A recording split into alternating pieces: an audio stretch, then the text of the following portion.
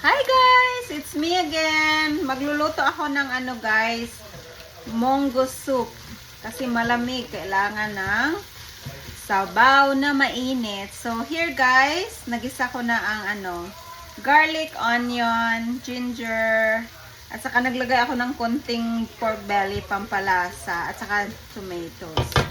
So I'm going to add actually I'm gonna add sardines too guys. So let's see kung anong lasa. Hindi ko to ginawa dati. Haluin ng sardines at konting pork belly. So, stir lang natin. Yan na guys, kumukulo-kulo na konti. So, I'm going to add the munggo. I boiled some munggo or munggo.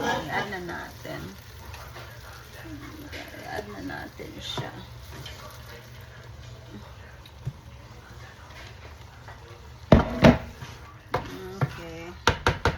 Lang ang panghalo ko. Haluin natin guys hanggang sa magano ang flavor. Kumukulo-kulo na siya guys. So lagyan natin ng oyster sauce para masarap ang lasa. Pampalasa ang oyster sauce guys. And then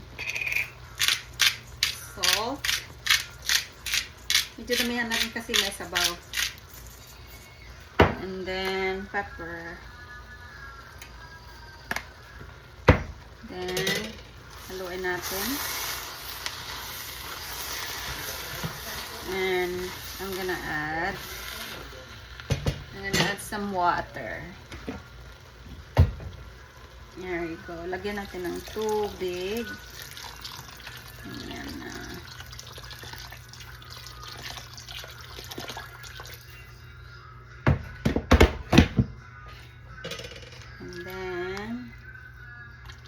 I'm gonna wait for it to boil.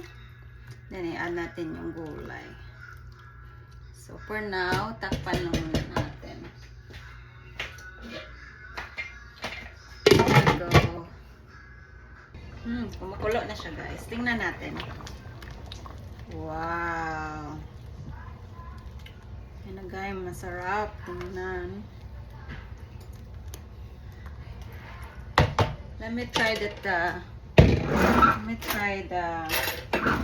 lasa guys. Let me try it. It's good. Kulang lang ng asin konti. Let's add more salt. A little bit.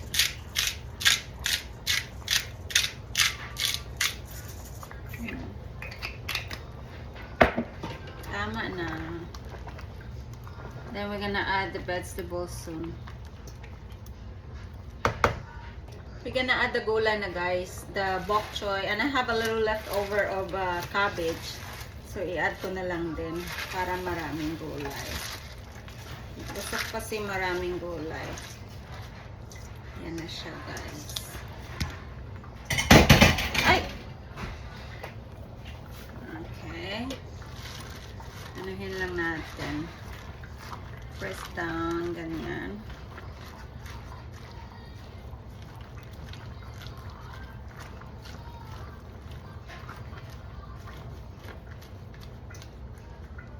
And then, takpan natin ulit. Maluto ang gulay. Yan na guys. Kumulo na. Luto na ang gulay natin. Thank you for being with me guys. Thank you for watching. See? Ito na. Tada!